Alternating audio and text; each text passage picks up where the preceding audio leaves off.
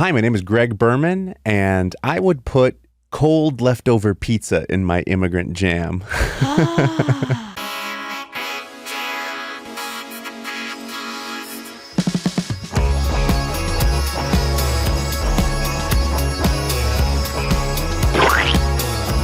O-M to the G, everybody. We are back. It's another beautiful day at Immigrant Jam headquarters. Welcome back to the podcast, or welcome if you're new. I'm your host, Lucie Pohl. This is Immigrant Jam, the podcast where we celebrate all things immigrant, one immigrant at a time, baby. And we are live from LA today on a rainy LA day. Yes, at Slap Studios, because it slaps.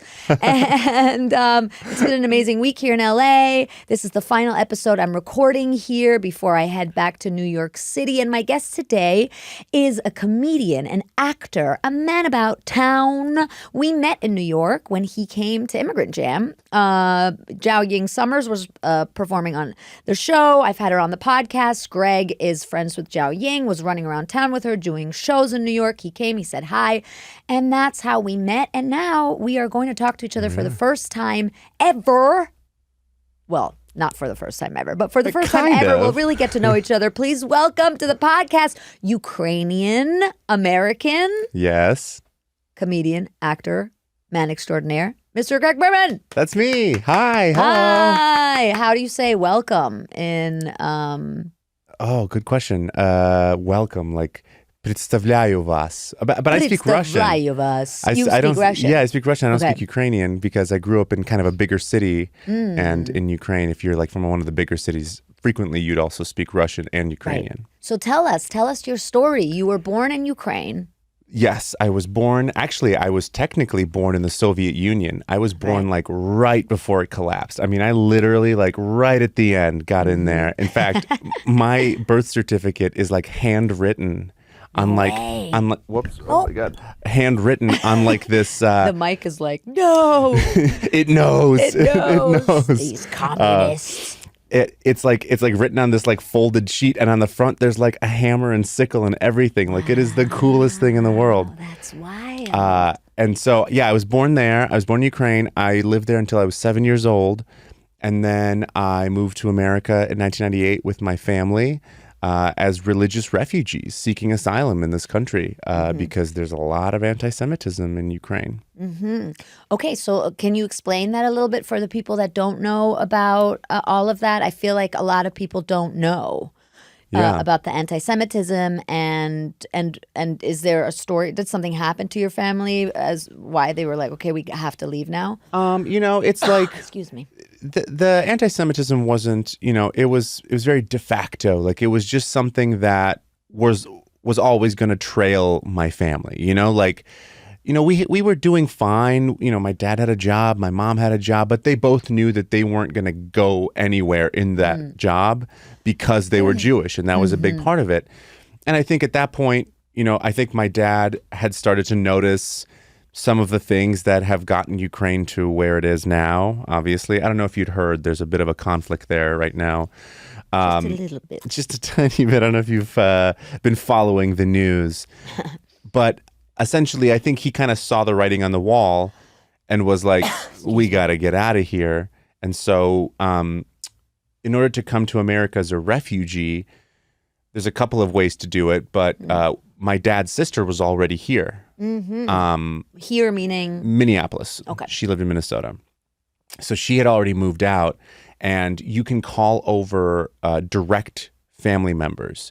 So she was able to call him over, and then we had to take a train to Moscow and do this like interview with this woman at the American consulate, and to determine whether or not we would get refugee status. Right. And that was a really big deal. Right. Because if we had not gotten... Asylum, right? Is yeah. that asylum? It's right. asylum, isn't it? Because essentially, if we had not gotten that status, we would have had to...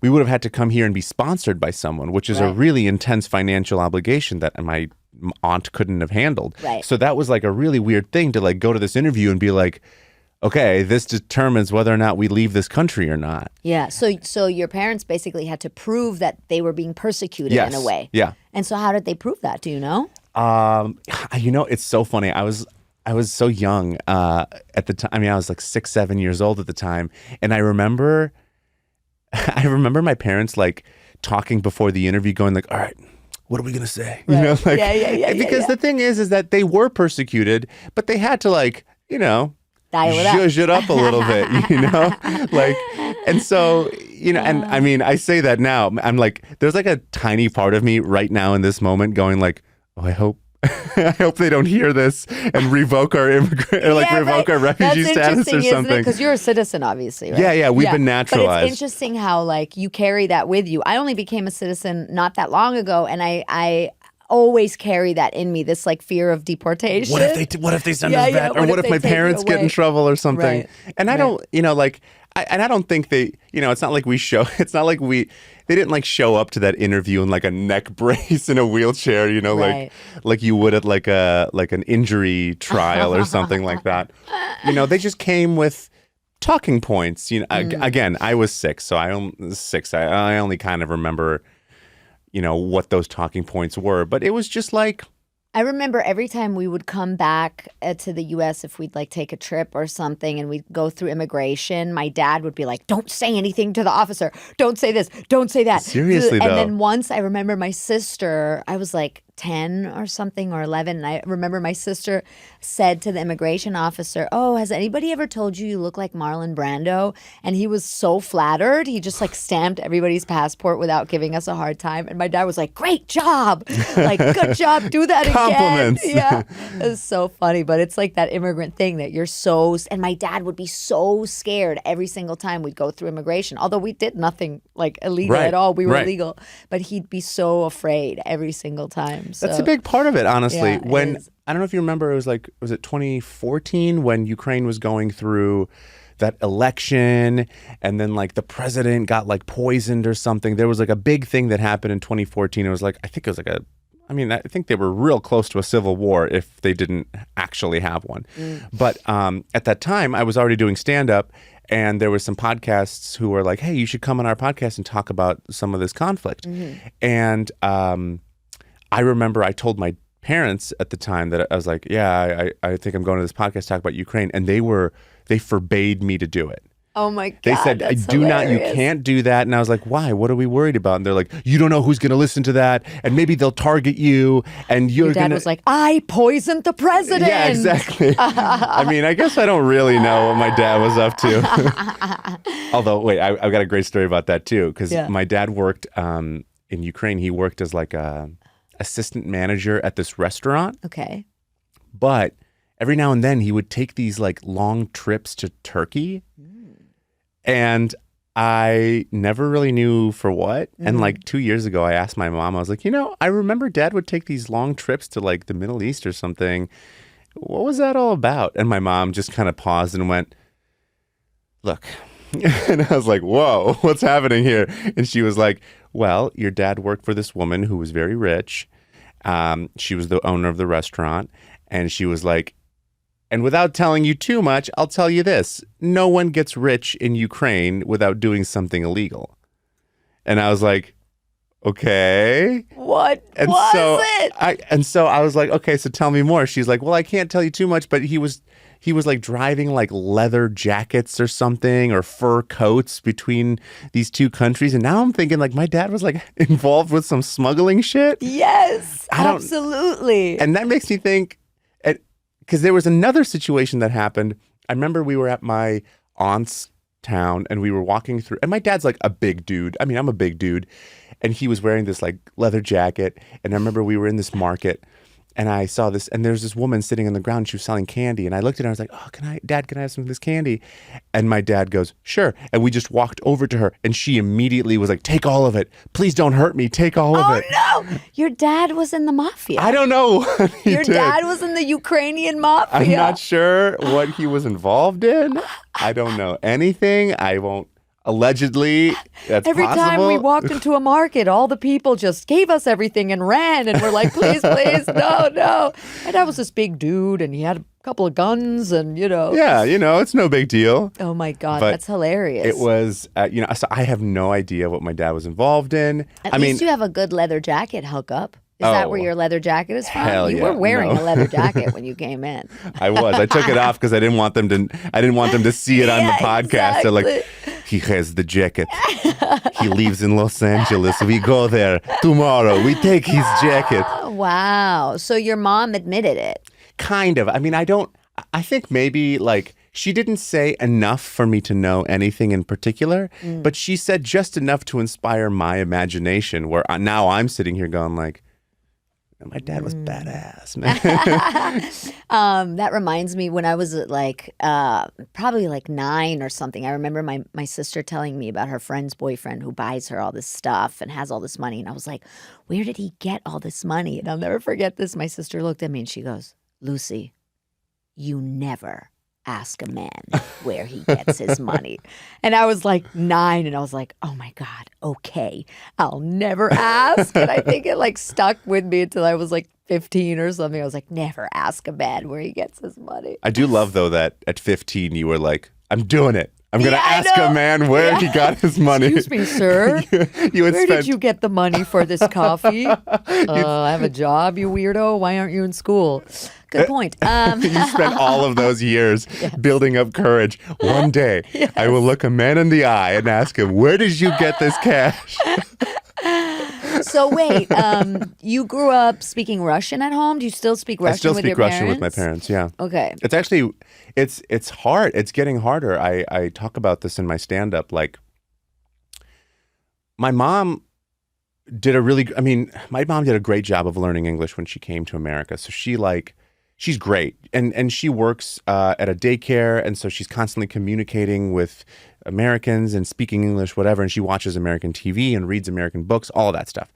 My dad just like never really cared to learn the language, honestly. Like, and I think, and I don't know what that was. I don't know if he just like didn't want to, or just like it was too hard and he gave up on it. Like, I don't really know what happened, but he works at like a bar, like a car shop, like a body shop. So he's like a body mechanic. And so like, you know, how many people is he really talking to, you know, other than like the other body mechanics? And Are they Russian? No. Okay. It's an American establishment. And he watches Russian TV.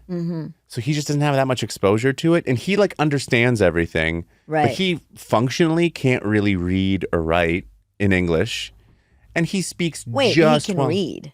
In English? Yeah. Kind of. Okay. Not like well. But he can read in general? Yeah. Okay. He's not entirely illiterate. No, I don't know. I mean, that happens. No, he speaks, he can read and write in Russian, obviously, but in English, he just never really had to do it. Right. Does that make you angry?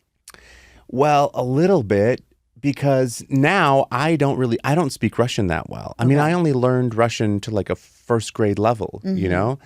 And so now like, you know, I'm in a place now where like, you know, I'm old enough and like, you know, I want to talk to my dad about politics and stuff, and I don't have the words for it. Wow. Because I can't truly communicate what I want to, like in English, he wouldn't understand. Right. And in Russian, don't have the words. Wow. So that's crazy. It's really weird. So I can't fully really communicate with your dad, but maybe that's a good thing. We don't speak the same language. Do you guys get along well? No.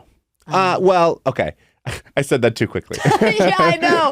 I think no. Tell us more about that. Yeah, I feel like this is becoming a therapy session. I know, Can I lay down a little? Yeah, lay down. Close your eyes. See, when I was a kid, my dad. No, so like we get along. I mean, I love my dad very much. He loves me very much, but it's hard because I can't truly like. You know, he values security. Yeah. You know, he wants me to get a normal job. So he and doesn't have like that you do comedy and stuff. I mean, and acting? I think he supports it. I was a magician for a long time before I was What? a comedian. Yeah, I did magic for a very long time. Fuck? You're kidding. No, there's actually a good story around that too, surrounding like the moving to America thing. But like, I'll tell you in a second. But like, he always supported the magic stuff. He would like take me. I love that he's like, magic, okay. Acting, pussy. Not okay, yeah. Who needs this stand-up? You continue with magic. Magic, cool. Acting, Acting, loser. boring. Yeah, exactly. He was like, So he always supported it. He would drive me like to do shows. I used to do all kinds of like kids and like daycare shows and like birthday parties and stuff like That's that. And he so would drive cute. me. I used to own doves. Like I was like serious. I was like a What? serious magician. I Yeah. used to own doves. That's Two of definitely the them. title of this episode. I used to own doves. Wow, that should be like the title of your memoir one day. Well, I actually I have this title that I was thinking of. So doves, I don't know if you've ever been around doves for any long period of time, but they're kind of loud in the morning. Oh, because They're like really coo loud. or Yeah, they whatever? coo really loudly. And this magician that I was friends with taught me the secret that if you throw a blanket over the cage, the dove thinks that it's nighttime, Right. and it won't do that. It'll just essentially be like, okay, I guess it's sleep time now. Yeah. And so once I learned that, I was just like, I was just always throwing that blanket over there every morning. No, So those poor doves. it was always They're like, nighttime for my doves. I think we live in Norway or Yeah, something. exactly. It's always dark here. So Oh, that's the God. title of my album, I think. It's always nighttime for my doves. It's always nighttime. When doves sleep, not when doves Exactly. cry. Yeah, exactly. When doves sleep. That's your hit single. So anyway, we have a good relationship, but he just doesn't entirely understand. And he tries, and he loves giving advice, but he knows nothing about this industry. So his advice is always like, it kind of makes Like sense. what? Like what will he tell you? I don't know, just like how, like, I shouldn't do anything for free. And, like stand up, you got to do free stuff all the time to like meet people and network. And for Right. him, it's always like, I'll like, oh, I've got this show. And he's like, how much are they paying you? And I'm like, not that much. And he's like, so why are you doing it? And I'm Yeah. like, well, because I'm going to meet some people there that are important. I could work with them. And Right. he's But like, that's like an very immigrant yeah, of mentality, course. I feel Security, like, right? Like, yeah, make and the money. also, exactly. Make the What do money. you have to be like getting paid. You have to make money. 100%. Right. Yeah, for sure. So, yeah, I mean, we get along, but it's hard, right? Because I feel like this is the other thing that's really difficult is that like I'm a comic. Like I show love by making people laugh. Mm-hmm. And like that's how I am in all of my relationships. Like that's how I feel like I can connect with people is through my humor. Right. And humor is one of the most like nuanced language things in the world. Yeah, true. Right? True. So like if I don't Unless speak you're the same Carrot Top. unless you're Carrot Top. So maybe that's what I need to shots do. Fired. At Carrot Top. DM Lucy. Yeah. Right. So and so it's hard I to connect can't- with him. Yeah. Yeah, because I want to make him laugh. But like my parents have very little insight into my sense of humor. Mm-hmm. So they only know me still kind of as this child. They're like, I don't know why he's doing comedy. He's not funny at all. Exactly, because I can't be funny in That's so Russian. funny. I don't know how they've in the 13 years I've been doing stand up, they've been to one of my shows. And not because they didn't want to go. I mean, I don't think they do, but because I haven't really invited them because I'm like, I don't want to invite you to this show and then have you just sit there and like not understand anything and then I'm going to see you not laughing and get upset. So I just like avoid that entirely. And they came to one of my shows and they like didn't like the headliner. I was just wow. like, whatever, man. Like, just come support me. It's not a So they're critical too. Yes. I feel like that's a very Eastern European thing. My mom is 100%. Romanian. She's very critical. I remember yeah. when I was in high school, I was in a play and I'll never forget this. It was intermission and I like pulled the curtain aside and saw my mom in the audience and I was like, hey, mom. And she just went like this. She looked at me and went, wow, embarrassed. I was like, oh my God. That was like, that hurt so much. But she's so, I feel like Eastern Europeans are very honest and very direct. 100%. You know? That's his favorite thing. Oh, I'm just being real with you. This is I am realistic man. I only say what I think and feel and I don't sugarcoat anything. And I'm like, I mean, okay, Dad, but I'm also like your son and I have feelings. So like We're in America now. Yeah, maybe and sugarcoat we some sugarcoat things. everything here. I mean, yeah, it's funny. He also thinks American humor is not good. He thinks he's like, oh, this American humor is all about, you fall down. Oh, your pants fall down. Oh, he hit him in face. he's like Russian humor, very smart, very smart. But also, like, I've seen a Russian stand-up show. It's different. What do they talk about? What's Well, different? So I haven't. So I've not seen a live one, and maybe it's changed. But like, I've seen like videos of like big stand-up shows, and it's usually just like dudes with a book, and they just like read. They'll write the thing and they just like there's very little performance to it. It's so like based in like it's all like, okay, KGB told me I can say this stuff. Yeah, exactly. They have these little What books the fuck? and it's very like storytelling oriented. And it's like, and some of them I think don't even. They're like, crying at the end. Of course. Yeah. I don't think they all write their own material. I think there's writers. I mean, it's Right. kind of like it used to be in America. There used to be writers and then performers. You were going to tell us the magic story. A magic story. So Yeah. when I was a kid in Ukraine, my dad. Where in Ukraine, by the way? Kamyanets-Podolsk. It's like, I don't know. It's like kind of the middle, closer to the west side and the south. That's where I was born. Okay. Middle, west side, south? Kind That of. sounds insane. It's like in the middle, but like it's in on the west closer to side, the west. in the north and then south and in the I center. think I only say that because I don't really know. I'm trying to cover all my bases. You know, it's like somewhere north, south, in the east-west side of the country. What is it called? Kamyanets-Podolsk. Communist Podolsk? Communist Podolsk. Yeah, that's what it sounds like. Kamenets Kamenets. Podolsk. Yeah, Podolsk, and it's in okay. the Khmelnytskaya Oblast for all of you Ukrainians tuning in. Okay. And is that at the moment in the region? I don't think that's- so. Not currently. Okay. I mean, I think they've heard some sirens and stuff, but I don't think they've had any like real like artillery. Because it's already, is it? I think it's because it's not by the Russian border as much. So it's not by the Russian border. No. Okay. Because Russia borders Ukraine on the east side. Right. And that's kind of what happens is like the east side of Ukraine, a lot of Russian speakers, because a lot of Russians have just started living there.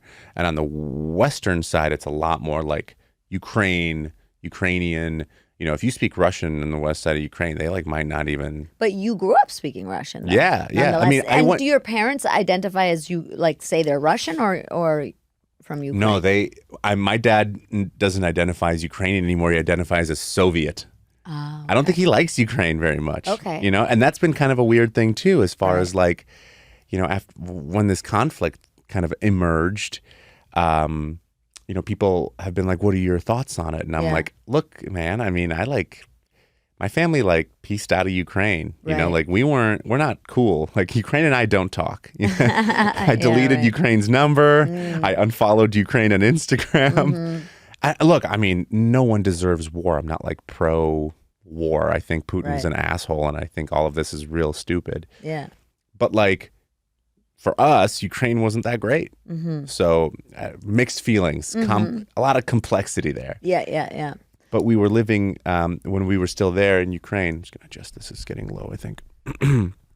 When we were living in Ukraine, I love that. I'm like, thread my arm through here.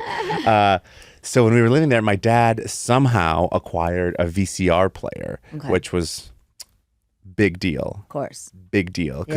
And that's another thing that's kind of weird is like all of my friends, their childhood pictures are like in color, normal. Mine are like almost hand sketched black and white. Like my baby pictures are ridiculous. But he got a VCR. We were like one of the only people who had a VCR. And he somehow got a David Copperfield tape. Oh, wow. And I loved it. Yeah. I would watch it like daily. I was such a fan. And then I had these magic kits. I have a picture of like my most prized possession is this picture of me as like a 5-year-old in this hilarious like yellow turtleneck with 101 Dalmatians all over it. And I'm performing magic. And I think it was like around New Year's. Wow. And so I loved magic. And then when my parents decided to move to America, they told me, they're like, you know, we're going to go to America and you can go work with David Copperfield. You can go learn from David Copperfield. That's why we're moving to America, so that you could go and work with David Copperfield. So messed up. I know. I have yet to meet David Copperfield. Oh my God, I haven't he's even met him. Right outside. Oh my God. I would legitimately probably start crying. I think it's been 30 years of me thinking about whether or not I would ever meet David Copperfield David for real. Copperfield is your David Hasselhoff. I guess. What David Hasselhoff is to me. Would you like be emotional if you were to run into him? No, it's kind of more of a joke, but it would, I would be cool. emotional just because I loved him as a kid so much in Germany. But that's amazing. So you only agreed to come here because you were promised that you would work with David Copperfield. I mean, I don't know how much of a choice I had. It's not like I was like, you guys go ahead. I'll catch up with you in a couple of years. I got some I got some business. I got a deal here in Ukraine. I've got this major contract going through. Like I don't. I'm still on this bread line. Okay, Yeah. it's gonna take a while till I get my ration. Exactly. So, Wow. and I never met David Copperfield, although, like if anyone listening would Yeah. like to reach out to me if you've got a connection with David Or Copperfield. David Copperfield, if Oh, yeah. you're listening. I mean, maybe David is Yeah. is tuning in. Yeah. David? You should be tuning in, David. Davey? Come Davey? on. Davey Cops? But so you didn't speak English when you moved here, did No. you? Do you remember that? Do you remember coming here and not speaking English? Yeah, it's so weird. I feel like I don't remember learning English. Right. I remember not knowing English, knowing it, and then same. suddenly I just remember knowing yeah, it. It was of like course. very Matrix-like, Yes. like well, that's how it goes when you're a kid. yeah. I just Same with remember me. one day I woke up and I was like, Yeah. Now you know. I English. know kung fu, like, Yeah. I know English now. Yeah.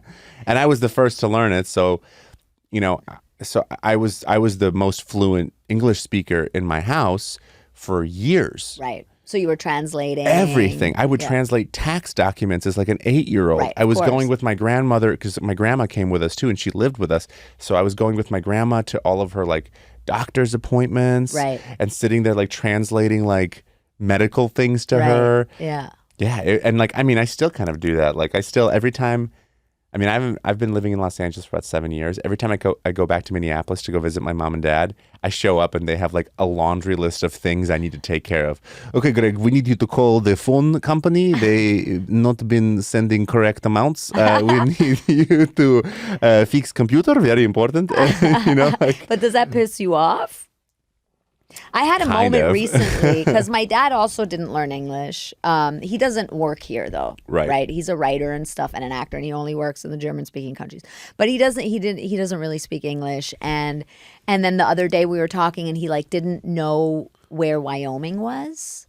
And it I don't know where pissed- Wyoming. No, but like he didn't realize it was like the true West and stuff. Oh, sure. And like it was funny because it pissed me off. Like I caught myself being angry. I was Right. like, oh my god, the citizenship has changed me. You Yeah. know. What do you mean you don't know where Wyoming And I'm is? like, go back to where you came from if you don't want to learn what America is. But there have been moments in my life where I've had like no compassion, where I've just been pissed and kind of been like, well, I don't know how to translate this. You fucking figure it You out. Learn figure it English out. better. you know? Exactly.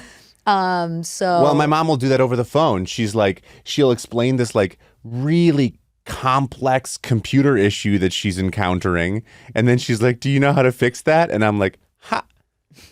I have to like at least look at what you're talking about. Right. You want me to just like imagine the kinds of issues you're having? But it does make you grow up faster because you're a 100%. kid taking on all this responsibility for your parents. I think that's like a through line with immigrant kids, Oh, yeah. especially the ones that, where there's a language barrier that Right. come from countries that aren't English speaking countries. you know? 100%. And I think there's also a lot of guilt too, Right. like I feel very guilty, because I feel like they came to this country so that I could have a better life, right? Like that was always what they said. We came here so that you and your sister, I have a little sister, so you two can have the best life, and their life is tough.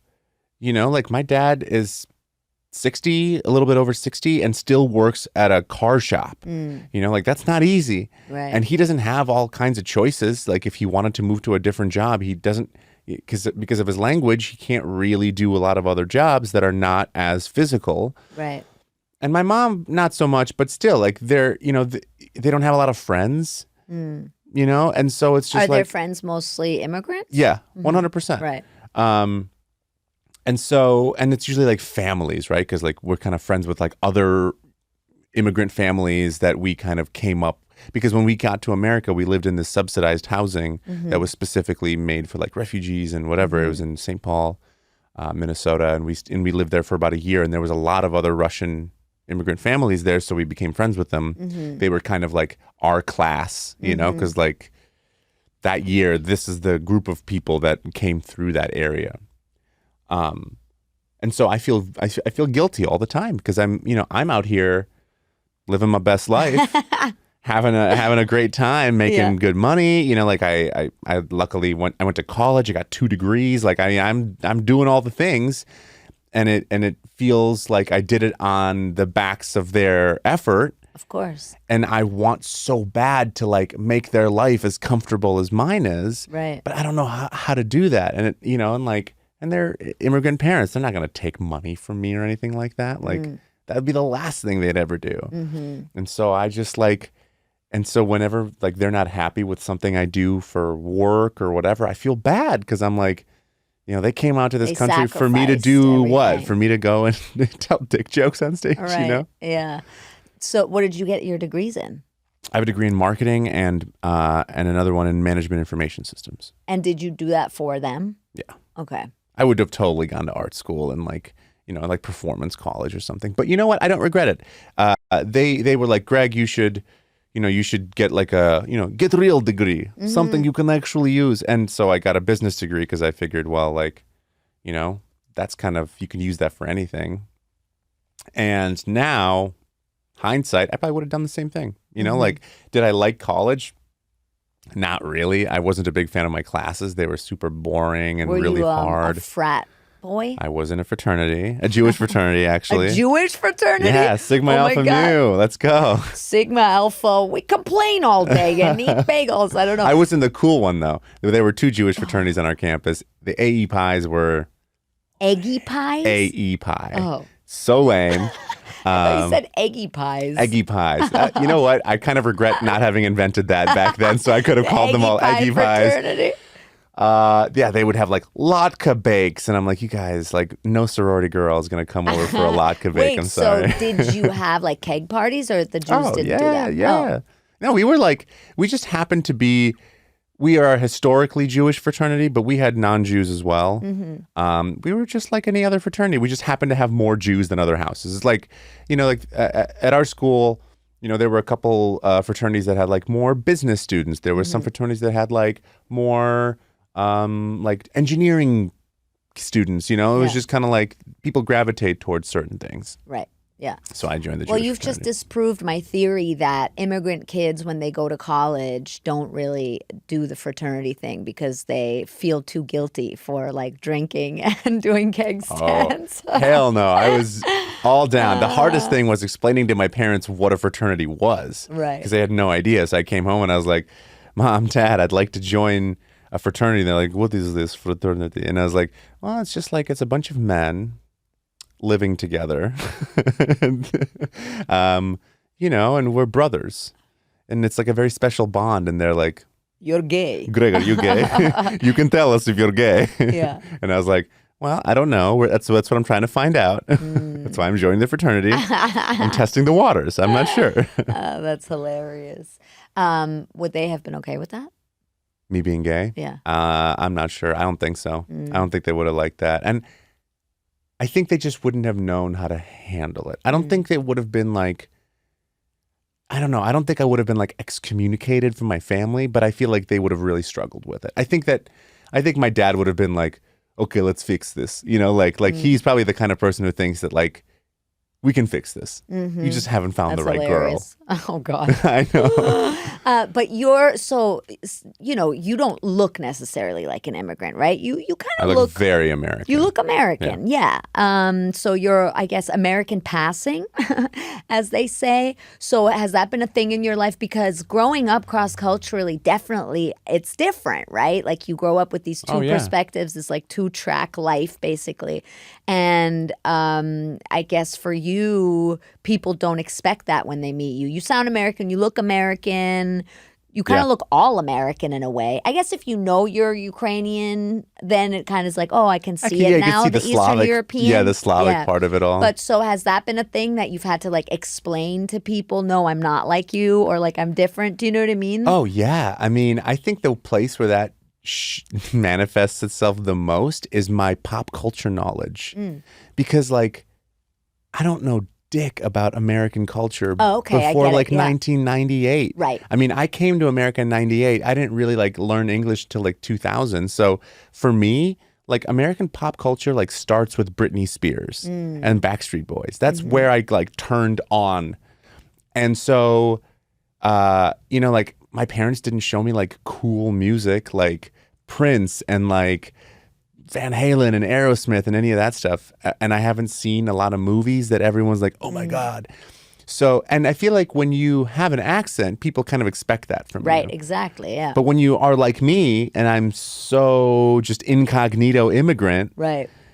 every now and then someone's like, "Oh, from Godfather," and I'm like, I've never seen The Godfather, and they're like, What? Yeah, yeah, and they're like, like Mighty Ducks or something, or like I saw all of the Indiana Jones movies for the first time like a year ago. Oh, actually, I relate to that. Yeah. Because I never saw Star Wars or Indiana Jones till way later. Right. I don't know if I've seen Star Wars. And it's weird, and it's Star weird Trek? now. I'm always they're all. which one is it? Oh, definitely don't say that in front of a Star Trek fan. There is a difference, and they will fight you about it. No, but I understand what you mean, the pop culture thing, like especially the kids shows. Like I recently met this guy from this show called Blue's Clues. You've never seen Blue's Clues? I've never seen it. I seen never Blue's knew Clues. about it. I had no idea what it was. Everybody was like, "What? Oh yeah, or What are Full you House. talking about?" Full House, I watched. See, I 'Cause we didn't got here in see- '92, and actually when we were living in Germany, I was never allowed to watch TV. Oh. And we had I think we were allowed to watch TV like once a week or something. And then it was all these intellectual movies that my parents showed us. Classic German upbringing. Very. You will not watch this crap. Yeah, exactly. And also my parents are artists and writers, so they had opinions about movies, Sure. But then when we moved to America, my dad was like, to learn English, watch as much TV as you can. And I was like, this is the greatest country on earth. What a this country. is TV land. So Full House. Oh my God, I'll never forget how fascinated I was by Full House and the way they lived and the way they talked and what they ate and everything. I was like, it was like, I don't know, watching people on Mars for me. So when you go home, do you still eat all of does your mom cook Romanian food and German food and stuff like that, or are they pretty Americanized by this point? No, they're not Americanized at all. No, they're not Americanized at all. In fact, my mom just You can't say it enough. They are not Americanized. They're not at Americanized. all. No, my mom just got her U.S. driver's license. She's had a German driver's license forever. But she just got her U.S. driver's license because she had to. And she was like, yeah. And you have to take a driving class for it. It's required. And she was like, yeah, he told me about the 3-point something. I was like, 3-point turn, Mom. What the fuck? We've been here for 30 years. No. No, nothing. And what was it the other day that she had? Oh, they didn't know what bingo was. I mean, she thought it was an expression. Look, of all the things, bingo is, Bingo's not very American. super important. You could it's not you could live your whole life without ever playing bingo one time. That's true, but they are not Americanized. And and also my mom is she eats seeds and she's super healthy. So all the American food, they would never do that. It's seeds. Yeah, no, she's super healthy. What kind of seeds is your mom eating? Oh my God, she has for breakfast, she has goat yogurt. And she puts chia seeds on it, and she puts sunflower seeds on it. She puts goji berries, blueberries, and flax seeds. To me, that sounds super American. She just sounds like an LA yuppie. No, that you know all what I mean? comes from Europe. That's what people in Germany have been eating for years. Oh, okay. That all comes from Europe. And now it's just trendy here in the U.S. Absolutely, 100%. Oh, I love that. Yeah. I love that. I love that. An acai bowl in Germany is a place where a bunch of old ladies go to sit down and have an acai bowl together. Well, acai is Brazilian, and they actually eat it there. Oh yeah, all the time. It's totally normal. I've actually never had an acai bowl. It's good. I'm just recognizing right now. Good. Never. Is it like a parfait? No, it's it's a supposed bowl to be of fruit? frozen. Oh, And it's this pasty stuff. Oh. Okay. And then they add stuff to it. But it's it's supposed to be frozen. Is it like a dessert frozen. item, or is it No, like it's more like I guess you're eating a smoothie, I guess, in a way, with stuff This in is it. the new podcast. It's two immigrants trying to figure out Yes. American stuff. Yes. Yeah. Wait. So how does acai? Well, There's that's so not many things where I'm still surprised. Where I'm like, wow, I did not know this. I've never seen this. I've never eaten a corn dog. Still. No. To this day, you've not had a corn dog. No, I feel like I need to go and get you one. No, gross. They're disgusting. not bad. I grew up in New York. We don't fuck with corn dogs there. we don't fuck with the like fair food. Wait, does Coney Island not have corn dogs? Probably. Maybe. Also, no, I wait, feel like they have hot dogs. So did your family move straight to New York? Yeah, we moved straight to New York. See, that makes sense to me. Yeah. I don't know why my family ended up in Minnesota. Yeah, I don't know how wild. you get from Ukraine to Minnesota. Yeah, that's maybe Minnesota is the Ukraine of the U.S. Oh, I don't know. I don't know if Minnesota would like that or not. But, Greg, I always ask my guests if they like grew up with cool, funny sayings or anything. You were saying before we started that you have some that you grew up with. Oh, Can you think of I have a couple so cool many funny ones? Yeah, okay. I always think sayings say like a lot about the mentality of the culture. 100% do. So there's one that I always thought was really funny, and it's «Больше грязи, ширше морда». And what it means is like, directly it translates to the more dirt, the wider your face. Whoa, what? And the idea is that like, what it's implying is like, don't worry about the things you're eating being dirty because then you won't be healthy. Like a wide face implies that you have all the food in the world. So you can, how in Fiddler on the Roof, they talk about like, how like being bigger, being fat is like a good thing because it means that you have all the money in the world. Right. Yeah. Mm-hmm. It's the same thing here. So they're essentially saying like, stop worrying about things being dirty, just eat it. Kind of like rub some dirt in it, which is the American version of that saying. What? That's insane. I know. That's so funny. Больше You're грязи, like, ширше Mom, морда. I think you need to wash this potato before I eat it. Eat the potato Exactly. out of the Больше ground. The more грязи, dirt. ширше морда. Get a wide face. That's what you need. How do you say it? Больше грязи, that means more dirt. Ширше морда means like wider your face. Wow. And there's another one that I really like. It's this one's a little more I don't want to say inappropriate, it's whatever, but it's не хочешь какать, не мучай жопу. And it means if you don't want to shit, don't bother your butthole. Oh my God, I love that. That is so good. Essentially just means shit or get off the pot, right? Like it's essentially saying like either do the thing. Don't bother your butthole is so cute. I know. To like personify your like butt, like to give your butthole feelings. Well, and it's funny too because the word bother in this context, ni muche jopu, muka is technically like torture. Torture? Yeah, like it could also mean torture. Leave it to the Russians. Yeah, to it could also mean torture. So it's like, look, if you don't want to shit, don't torture your butthole. Oh my God, what? Don't torture your butthole? Torture or annoy or bother. What kind of shits are you guys taking over there? I mean, look, we're eating a lot of cheese and meat and bread. There's not. I mean, that was another thing I just thought of like we didn't really have vegetables in the winter. Because where are you going to get them? Like we didn't go shopping at grocery stores. My mom would go to the bazaar. Like she'd go to the market and it was just like you'd get whatever's at the market. Right. So yeah, in the winter, I mean, we're not going to spend. They had like tomatoes and cucumbers that were shipped from somewhere else that was warmer, but like they were really expensive. Right. So we would just like in the summer, it was like salads and all of that stuff. And then in the winter, it was just like torture your butthole. We were just torturing our butthole with pickles and tomatoes. We're just pork products. Kids, it's going to be a long, hard winter. Get ready to torture your butthole. Prepare your butthole for torture. We're going to America to stop torturing our buttholes. You will work with David Copperfield and you never have to torture your butthole Not again. one more butthole torture. This is the land of opportunity. The American dream. Yes. No more butthole torture. I mean, it's worth it. I'm trying to think if there's any others that are like, I mean, there's so many. I'm just trying to think if there's like any that I... So your parents would say that to you as a kid? Oh, yeah. Yeah. Or also there's another one, одной жопой на все стулья. And it means like one ass on all the chairs. And that essentially means like when you try to do too much. Right. When you're like overextending yourself. My parents would always be like, Grisha, ты всегда одной жопой на всех стульях. Like, you're never focused. You're just always one ass, all the chairs. And I'm like, I want to try all the shares. You're like, I'm an ass guy. yeah. What can I say? I'm an ass share guy.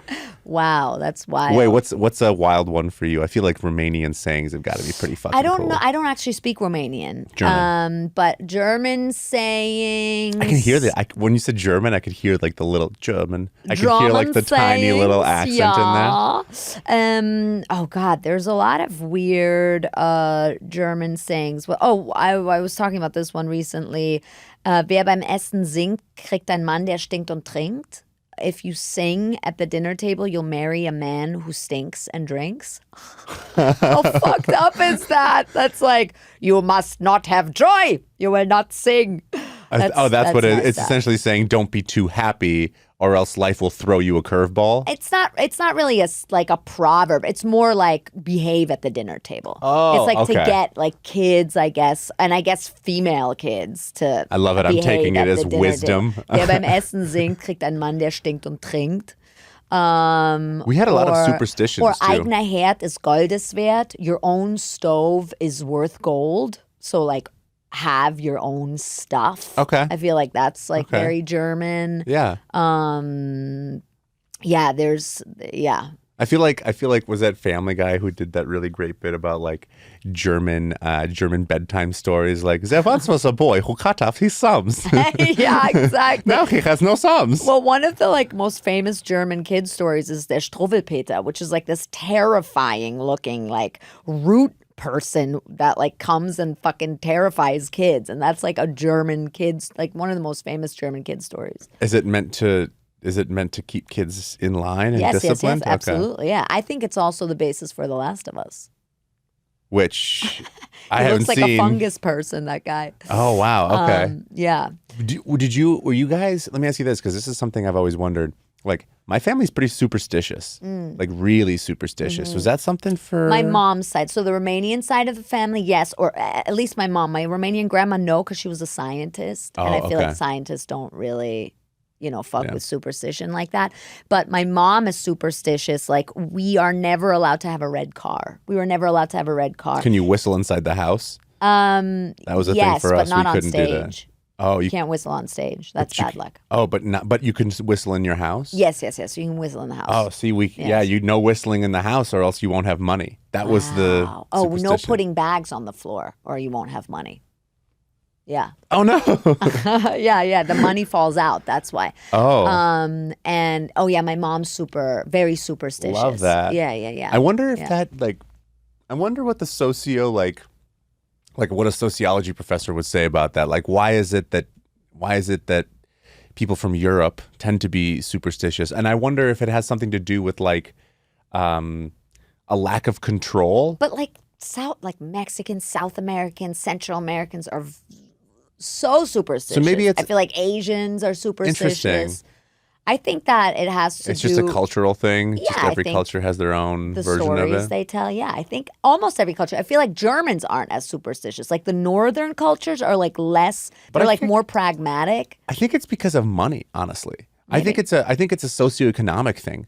Like I have a feeling that like if you grew up or were born in a country where there just wasn't as much money around, people had their own ways of controlling their life, and I think superstition is a lot about control, right? Because if in my heart I can feel like, okay, if I don't put my bag on the ground, I won't lose money.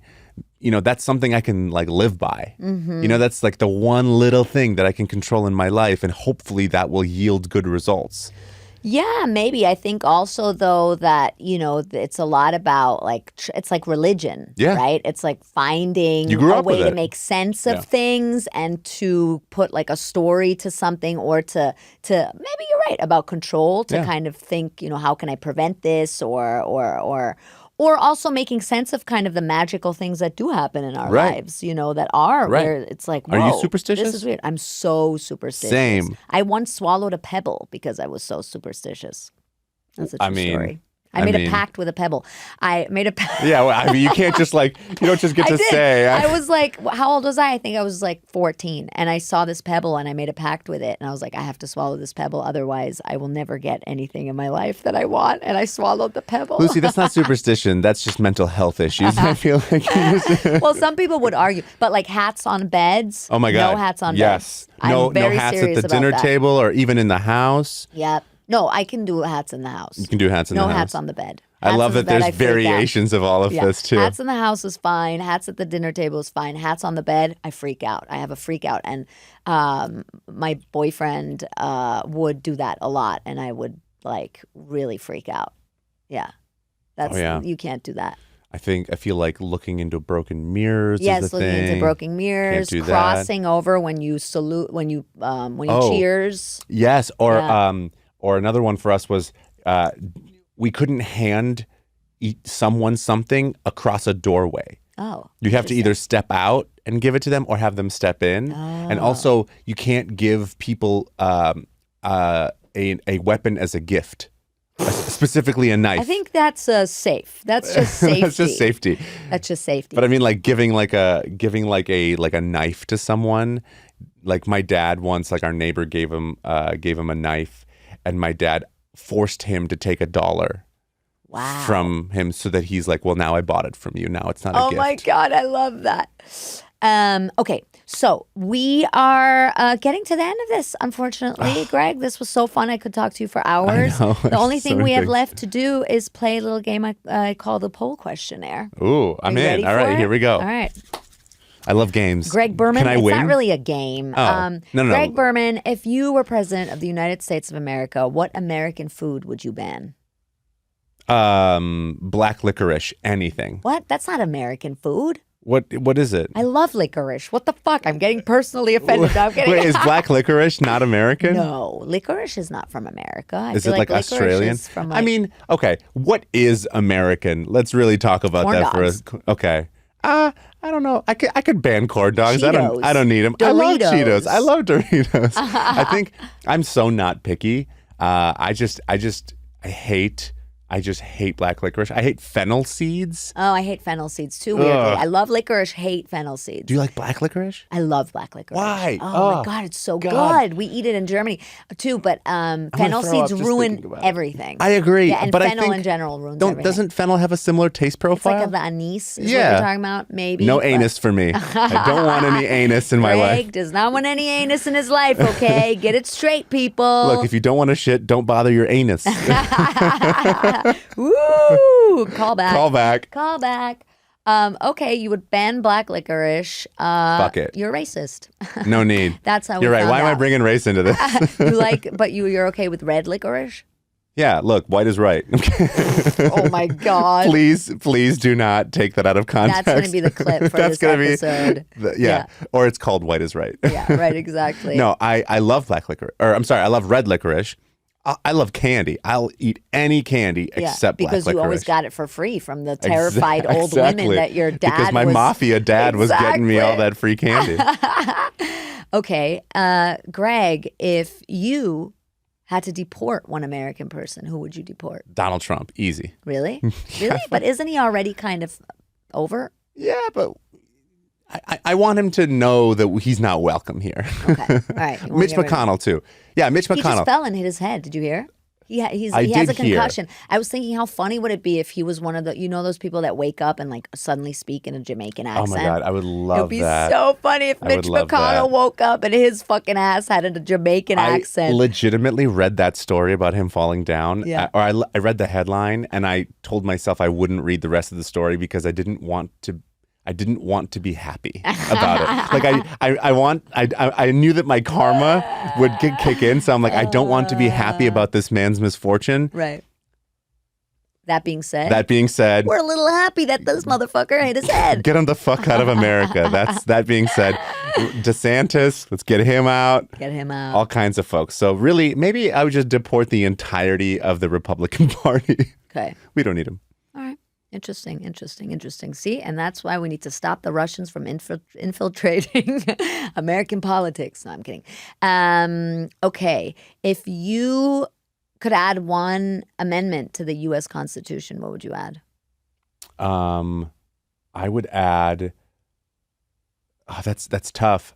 Like it would be like a civil rights amendment, but it's hard to like choose what thing. Like like I would add an amendment that How about this? An amendment that allows people full autonomy over their own body. Yeah. Okay. And in effect, allowing abortion, allowing people to do whatever they want with their own body, and the government is not a part of what I do to my body. Yeah, it's basically back to the same thing. You want to torture your asshole. I want to torture my asshole, and I don't want people telling me that I can't torture my asshole if I don't want to. I got it. So I think I would add an amendment that got the government out of your asshole. Out of their asshole. But then now I feel like I'm sounding like an anti-vaxxer. I am very vaccinated. Okay. I am over-vaccinated. I have nine. I'm kidding. Oh my God. I can't get COVID, and I am COVID. Okay. No, I'm not an anti-vaxxer. Yeah. But I feel like anti-vaxxers use that as like a get out of my body. Don't tell me what vaccines I should and shouldn't get. So maybe that would be a little. If you're saying people should have full autonomy, that would mean that you can't tell them what vaccine they shouldn't get. That's true. And then but I feel like if we told everyone that they didn't have to get the vaccine for COVID, that probably would have not been great. Like I think it was good that some people were like a little goaded into it. Right. I mean, I guess we'll find out in like 30 years. You're right. Exactly. Yeah, I have no idea. So I guess barring any vaccination. Right. Okay, if you could add one face to Mount Rushmore, whose face would you add? Rowan Atkinson. Oh. Mr. Bean. I don't know. No, you know that. what? Or like that's so cute. Like one like great Robin Williams, like a great entertainer. Yeah. I feel like that mountain is very boring. A great entertainer who is mad depressed. Yeah. Yeah, but I really relate to him. Yeah, right. Okay, I love that. That's great. If or Ruth Bader Ginsburg. That would be a good one. Ruth Bader Ginsburg. That's actually like legit. Let's add Ruth Bader Ginsburg to Mount Rushmore. I think she deserves it. Yeah, it would be nice to have a woman up there. Yeah. Anyway. Yeah. Okay, if you had to come up with a catchphrase for the United States of America, what would it be?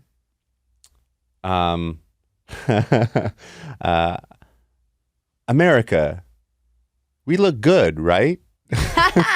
Okay, it's a question. That. I like that. They're like they want the validation. Yeah. Like America, America, we're doing well, right?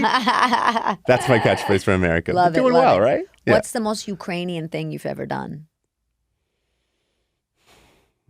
The most Ukrainian thing I've ever done is probably in Ukraine. My dad once took me to when I was still in Ukraine, he took me to this thing called Moto Ball. And it was literally soccer on dirt bikes. What? It is the most dangerous thing I think I've ever been. How do you kick it? The ball is huge. So the ball is really big. So you guys go on YouTube, look up Motoball, motorcycle soccer. It's insane. There are videos of it online. And what they do is they'll put the ball between the bike and their foot, and that's how they like move it. And then I think the goalies are on motorcycles too. Wow, how many people die each time? It's insane. People run into each other all the time. What? There's a reason that you've never heard of this sport because they're only playing it in Ukraine. Oh my God. So I feel like that's the most Ukrainian thing I've ever done is go sit and watch Motoball. Insane. Yeah. Wow. What's the most American thing you've ever done? I don't know. Probably like the most American thing I've ever done. I go to a baseball game. I feel like that's like such an American. Oh no, I didn't. I don't really care about baseball. I think it's very boring. I like baseball for the vibes. I like the vibes of a baseball stadium. Everyone's just chilling. I also love that all of the athletes in baseball like aren't really athletes. Like I feel like they're all like just smoking and stuff. Yeah. And yeah, they're like you see footage of that all the time, like Babe Ruth just walking up to the plate with a huge cigar, having just eaten like a big thing of like bacon or something. I don't know if he did that, but it always just looked like those guys were just like getting up from their couch and going to play this game. Right. I know they're athletes. I'm sure there's going to be baseball people who are going to hate me for saying that, but I don't know. They're not like basketball players or soccer players. No. They run for like they're not shredded. 3 seconds at a time. Right. Yeah. What's your favorite word in Russian? Oh man. The word is plafon. Plafon? Plafon, and it just means lampshade. But I just think it sounds really funny. What a weirdo. Plafon. Plafon? It's funny. That's a your weird favorite word. Lampshade? That is so It's a weird word. That's hilarious that's your favorite word. There's another one too that's kind of fun. Trikotajne, which I think means like Trikotajne. I think that means like a tri-blend cotton. It's like a kind of fabric. You're so funny. I don't know. That is so funny. Wow. Okay, cool. I love Am that. I winning this game? You're winning. You Okay, won. good. 100 Okay, points. good. Last question. Most important question of the whole podcast. The reason why I do this podcast, this is my eternal quest. Greg Berman of Ukraine, of Minneapolis, of LA, of David Copperfield, Of butt torture. of butt torturing, the house of butt torture. I want you to be honest when you answer this question. Do Okay. you know how I can meet David Hasselhoff? Do I know how you can meet David Hasselhoff? I mean, I would just start. What I would do is I would Shawshank Redemption that shit. And by that, have you seen Shawshank Redemption? Yes, I'm just Okay. trying to think which part. Which part of Shawshank? The part where he hangs himself in his apartment. No. What I would do is I would, like Andy Dufresne, I would send a letter once a week until he responds. Like, just hit him up from every direction you can. Okay. Instagram, Twitter. Okay. Call his manager. See if Wow. you can get a hold of his Stalk kids. him. You're saying I should Not stalk him. stalk. Just Lightly stalk. Just approach. I mean, he's very available online, right? Like you can talk to these people. I would be very pleasant, polite, and just keep hitting him up. Okay. And until he says something, because I mean, I don't know. People are very accessible these Either days. he'll say something or there will be a restraining order. But if it's a restraining order, at least that's like A good communication. That's publicity. If Oh my God. if you got a restraining order from David Hasselhoff, do you know how cool that would be? That would be be a cool. news story. That would be a news story Local- for sure. And all my local friends comedian. would be like, okay, Lucie, I... Local comedian yeah. banned Local from ever. psychopath. Exactly.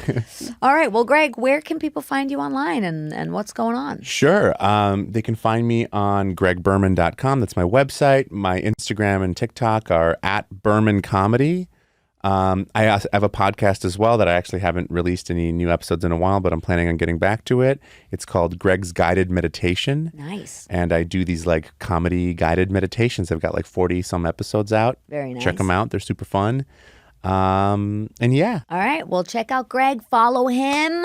Slide into his DMs. don't torture your butthole. Don't torture your butthole. Don't do it. Thank you to Slap Studios.